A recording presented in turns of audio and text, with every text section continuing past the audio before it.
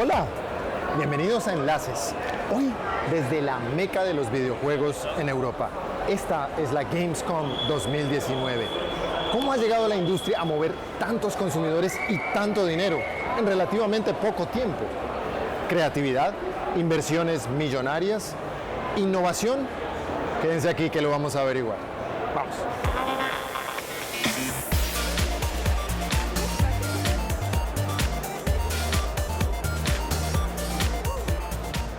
Ya estamos dentro del juego. Hoy es posible soñar con ser gamer profesional, cosplayer o creador de juegos desde chico. Antes era casi un delito. Visitamos un estudio de producción independiente porque todos podemos diseñar nuestro propio videojuego y asistimos a una de las finales de eSports más importantes de Europa. No se la pierdan. Comenzamos.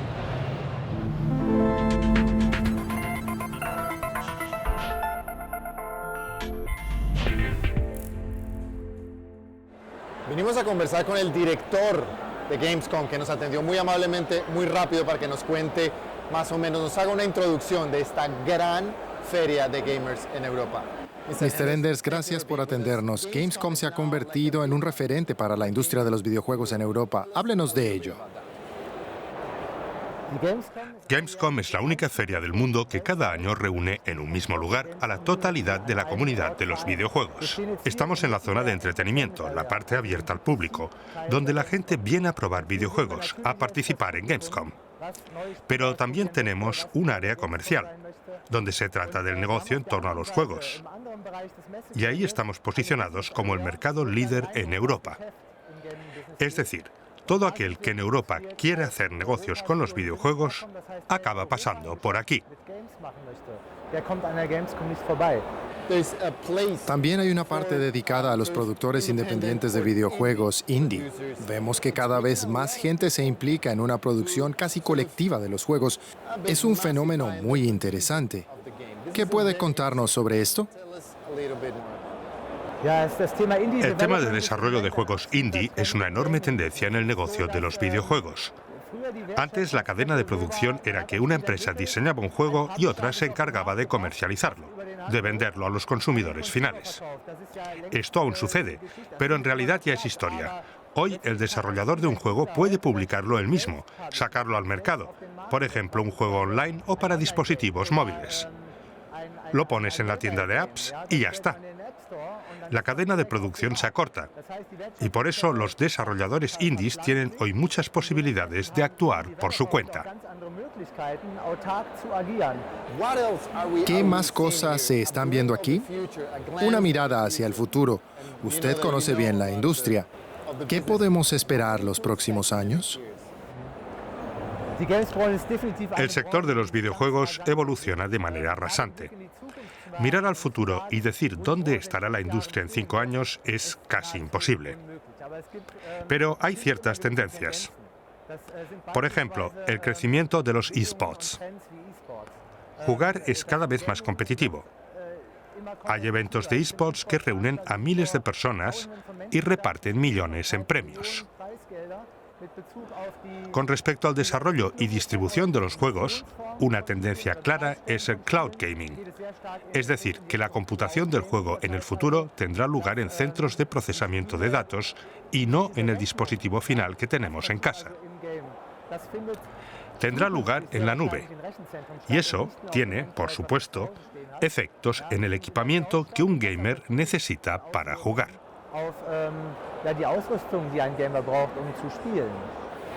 Fascinante. Estamos encantados de estar aquí y de que haya tenido un momento para presentarnos este maravilloso evento.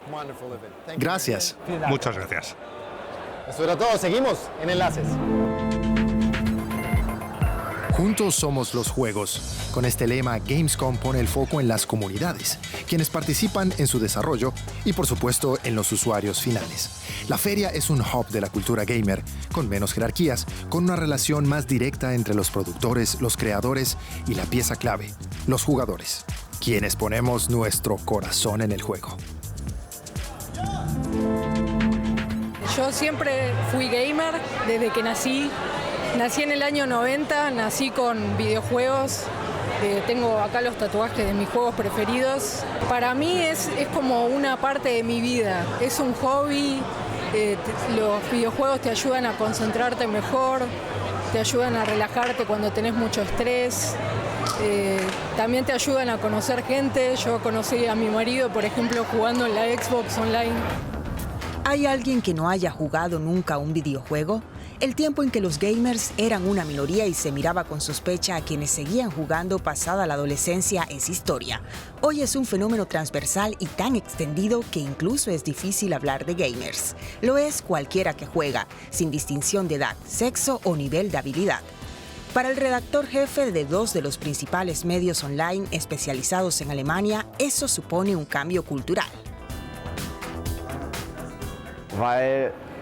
Gamer es una etiqueta que, en mi opinión, no existe ya, porque los videojuegos han penetrado ya entre tanto en todas las facetas de nuestra sociedad, en todos los estratos sociales.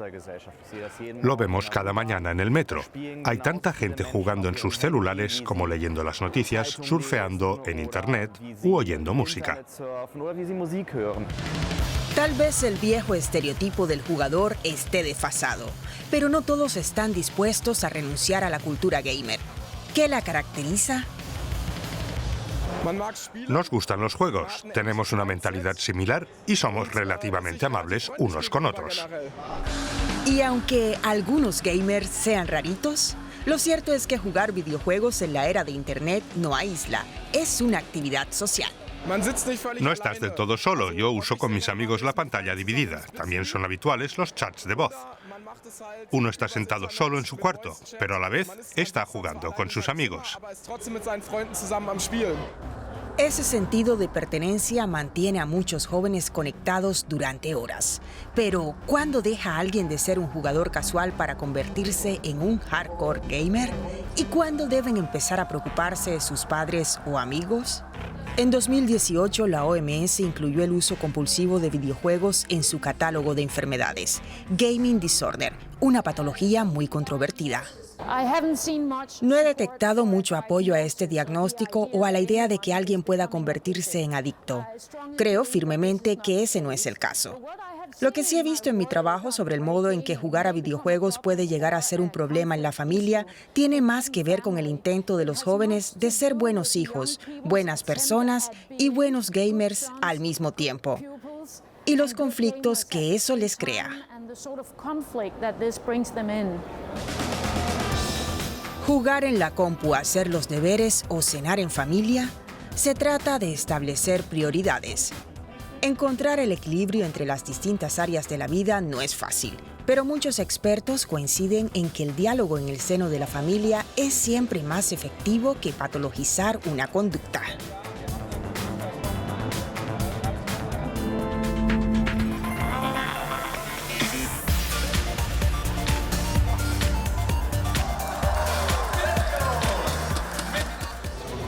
Estamos en una de las competencias de esports que tanto cautivan a los fanáticos.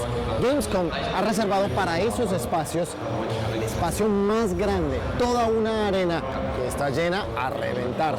Las emociones aquí son tremendas. Y si hablamos de negocio, los esports generan más de 900 millones de euros anuales y reparten mucho de ese dinero en premios.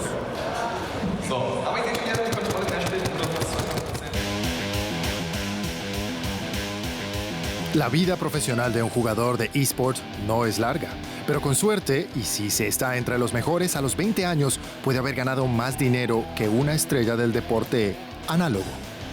Los eSports se han convertido en una industria multimillonaria. Torneos como este, uno de los muchos que se celebran en Gamescom, atraen a miles de espectadores, que se convierten en cientos de miles si contamos a quienes siguen las retransmisiones online.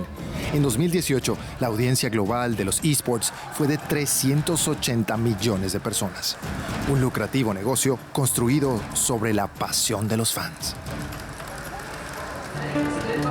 Muchos clubes tradicionales de fútbol, como el Schalke, entendieron pronto el potencial de los videojuegos y formaron su propia división de deportes electrónicos. Es una forma de darse a conocer a un público más amplio y ofrecer nuevos espectáculos a los fanáticos.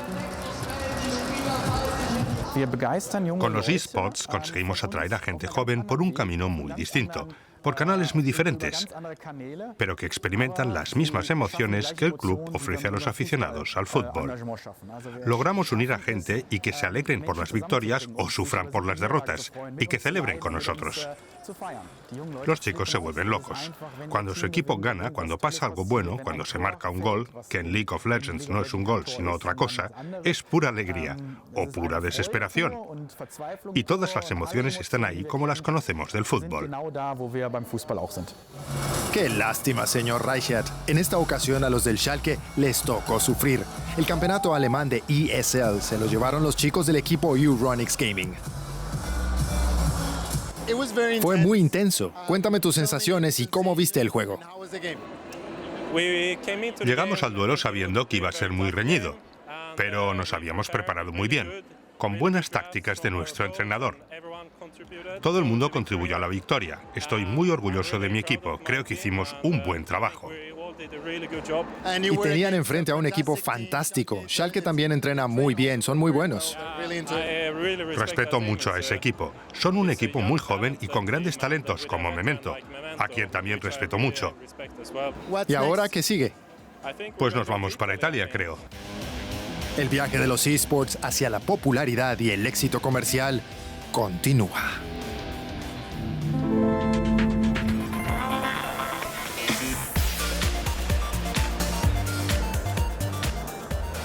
Si hay algo que celebrar en la Gamescom de este año, es el énfasis que ha puesto en creadores independientes de videojuegos, para quienes se dispuso este espacio, este gran espacio, la Indie Game Village. La realidad de los estudios independientes contrasta con todo el lujo de los grandes estudios de empresas globales con enormes presupuestos de marketing. Activision, por ejemplo, la creadora de Call of Duty, uno de mis juegos favoritos, se gastó solo en mercadeo más de $319 millones en 2017. Ese es el presupuesto total de cientos de startups diseñadoras de videojuegos aquí en Europa.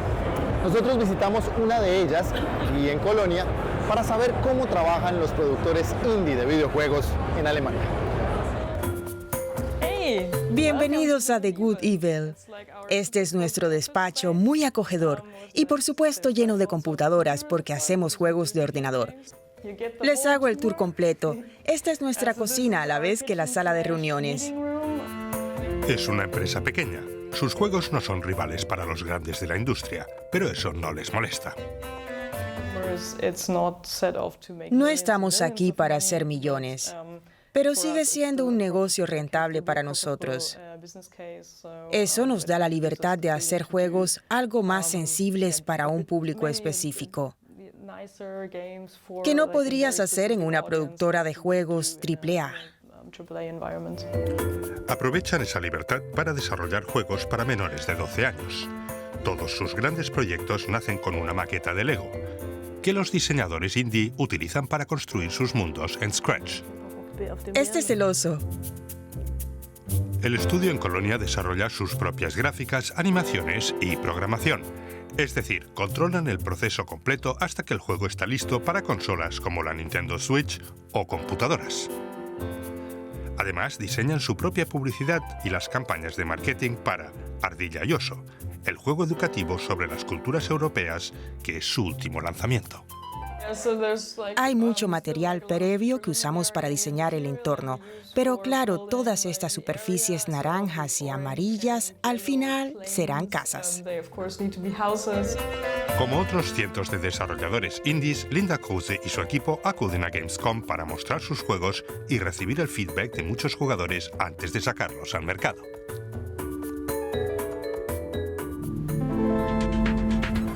Seguimos aquí en la Indie Village, en esta maravillosa Gamescom 2019.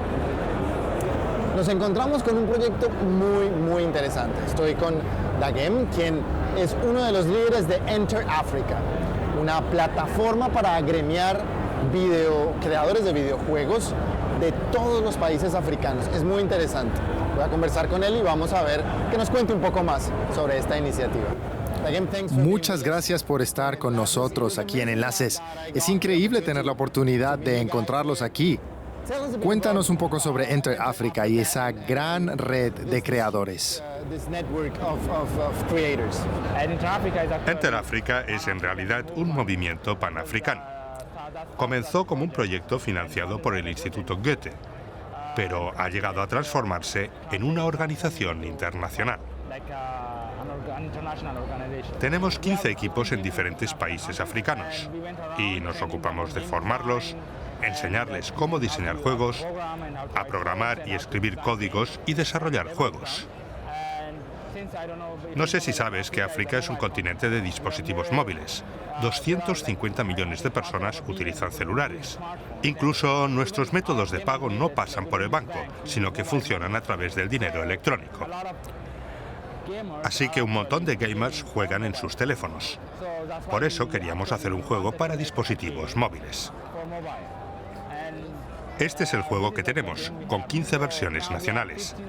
Cada país es independiente para crear sus contenidos, pero los 15 juegos están basados en ciudades concretas. Juegas en tu celular, pero tienes que ir moviéndote por la ciudad mientras juegas. El juego te obliga a interactuar con la ciudad en la que te encuentres. De modo que si quieres jugar en Accra, tienes que estar allá, en Accra. ¿Cómo ha sido la recepción del proyecto en África?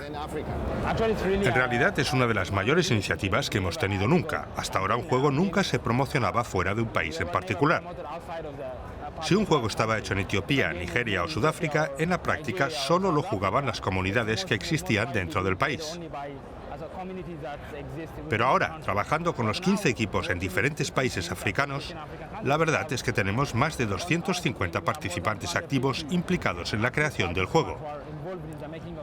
Todo tipo de profesionales, diseñadores de juegos, desarrolladores, abogados, dramaturgos, lo que puedas imaginarte. Y esa colaboración volvió el proyecto algo realmente grande. Es fascinante. Enter Africa, ese es el nombre de la red. Vamos a jugar.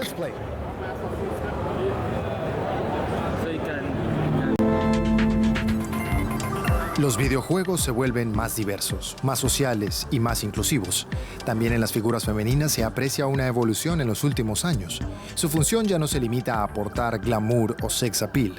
Hoy tienen roles protagónicos y personalidades más complejas, porque ellas también crean y juegan. Figuras femeninas en los juegos de ordenador dominados por los hombres, ligeramente vestidas, corren y se abren paso y a menudo no son más que un cliché. Pero por encima de todo sexys, incluso en los momentos más agitados. La mayoría de los juegos más importantes siguen desarrollándose para un público exclusivamente masculino. Solo el 20% de los desarrolladores de juegos son mujeres. Se debe a que muchos de los trabajos requieren cualificaciones técnicas. Hemos cometido un error todos estos años al decirle a las niñas y a las jóvenes, olvídate de los trabajos tecnológicos. De esta manera ni siquiera la consideran como una posibilidad y la descartan desde el principio. El número de jugadoras no justifica realmente la desigualdad. Se estima que hay tantas mujeres que juegan como hombres. Pero la naturaleza de los juegos es diferente. En los éxitos taquilleros, los hombres son la mayoría. En los juegos casuales y móviles, son las mujeres.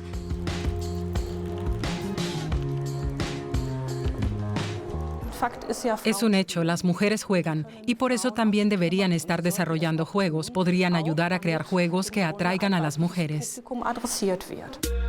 La última entrega de la serie de juegos de aventuras Tomb Raider indica que las cosas están cambiando.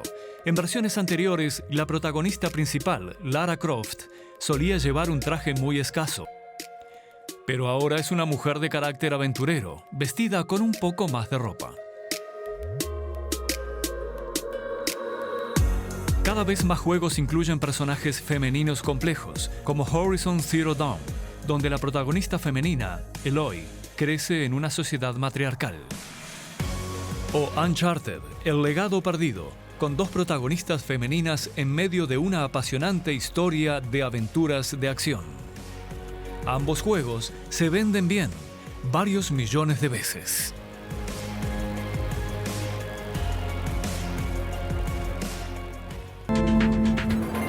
Y para seguir hablando de ese tema, del rol de las mujeres y de la industria, me vine aquí a conversar con Marín Beró, quien es productora de videojuegos chilena y vino aquí a mostrar su producto y el de su empresa. Gracias por estar aquí con nosotros en Enlaces. Gracias. Cuéntanos, ¿cuál es tu rol? Exactamente, ¿a qué se dedica un productor de videojuegos? Bueno, el productor es uno de los cargos típicos de las empresas de videojuegos. Es quien se encarga generalmente de organizar el trabajo, coordinar al equipo, reclutar al equipo, llevar adelante la administración de las tareas. En general, todo lo que tiene que ver con crear las condiciones para que desarrollar un videojuego sea posible. Bueno, ¿cómo ves tú el rol de las mujeres en la industria? Hemos visto que las representaciones a veces tienden a ser un poco cliché y a mantenerse en unos ciertos estándares. ¿Sucede lo mismo al interior de la industria, en los roles dentro del espacio laboral? Bueno, actualmente existe harta preocupación por aumentar la inclusión de mujeres en términos profesionales en esta industria que tradicionalmente es bien masculinizada, pero afortunadamente hay tanta preocupación desde organismos públicos como privados que se ha ido revirtiendo. Entonces, cada vez, año a año, vamos viendo más mujeres en distintos tipos de cargos, desde administración, producción, hasta arte, programación, etc. En el stand de Chile, la empresa de Maureen Beró presenta 3 videojuegos. Los creadores chilenos se han unido para obtener más proyección internacional. Ella nos despide con un mensaje para las mujeres que quieran entrar al mundo de los videojuegos. Bueno, a las mujeres que están pensando en entrar a esta industria, me gustaría decirles que este es un excelente momento para hacerlo, ya que van a encontrar harto apoyo, van a encontrar una industria con profesionales jóvenes, con una mente abierta, muy inclusivos, así que se atrevan a considerar esta como una carrera para desarrollarse tanto personal como profesionalmente.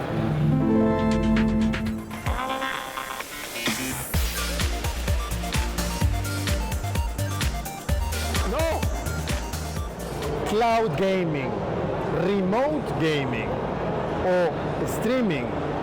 Esas son las nuevas palabras que definen las tendencias y el futuro de lo que serían los videojuegos. Todos.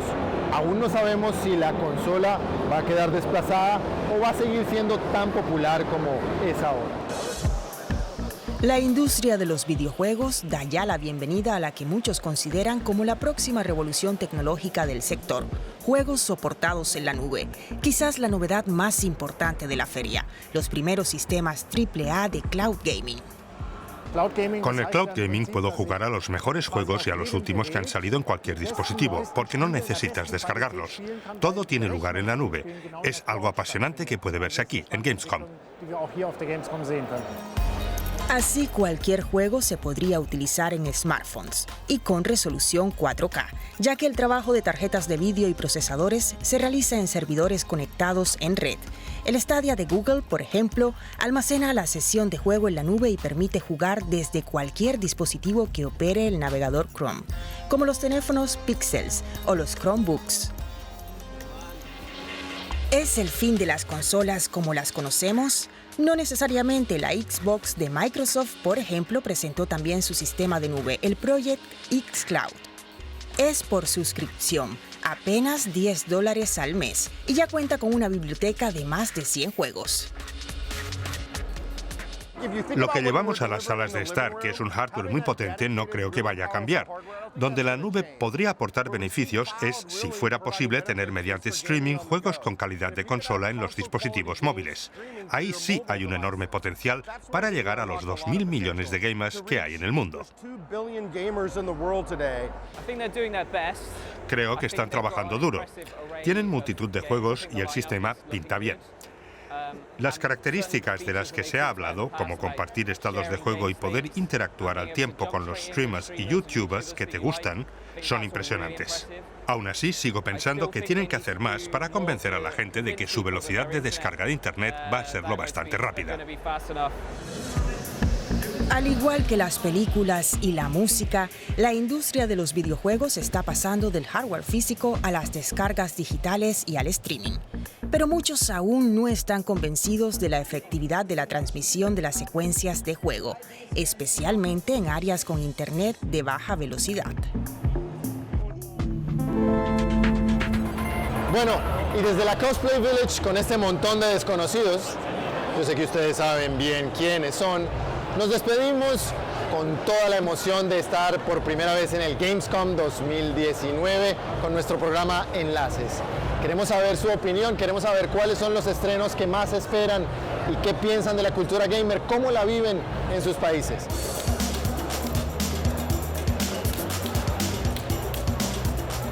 Envíenos un correo a magazines@dw.com. Eso era todo. Hasta la próxima y que la fuerza los acompañe.